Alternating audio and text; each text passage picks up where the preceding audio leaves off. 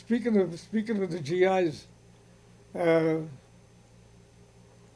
my brother, my next oldest brother, Sid, we were in Europe at the same time. He was with the infantry and I was with George Patton's Third Army. I was with the engineers.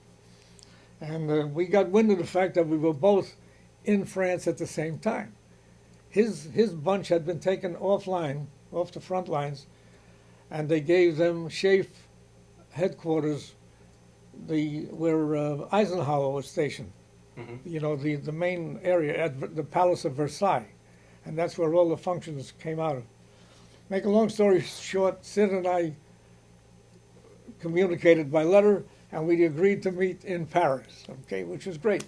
And it was easy to, I mean, you could get, you were able to get We get some off. kind of, yeah, you get a weekend pass. I mean, Right. as long as you were not fighting, so to speak, you had some time. Yeah.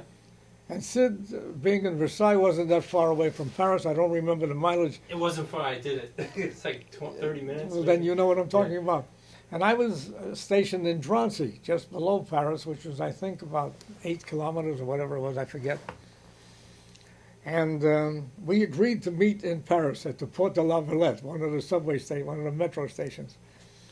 And that particular weekend, somebody got sick in the kitchen, and they tapped Harold Packman for KP. And I said, oh, I haven't seen my brother in a couple of years. And I said, we got a problem.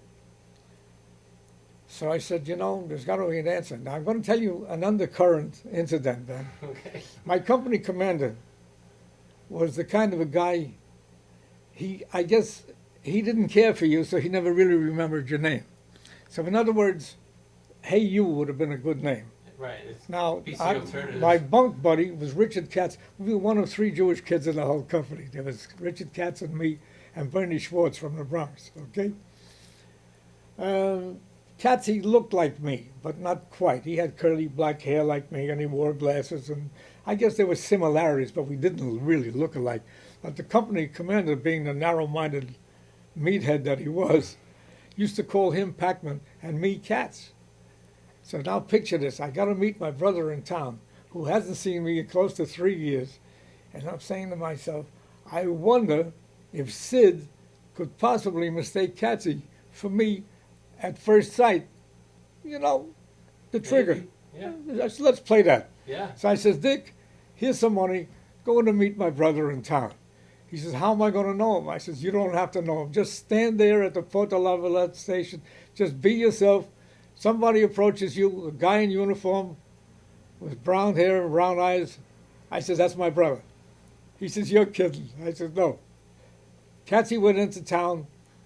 A couple of hours later, he comes back. He says to me, you know, Pac, you were right. He stepped up to me and he says, Heshie. So you didn't get to see him? Yeah, he brought my brother back to camp. Yeah. And that was the fun part of it, man. My brother looks at me and he looks at Dick and he looks at me and he says, never. What did that man ever think that you two guys looked alike? You don't even look anything like alike, you know. But that was the natural. I played on that, and it worked out pretty good. Oh, sure. Well, whatever it takes.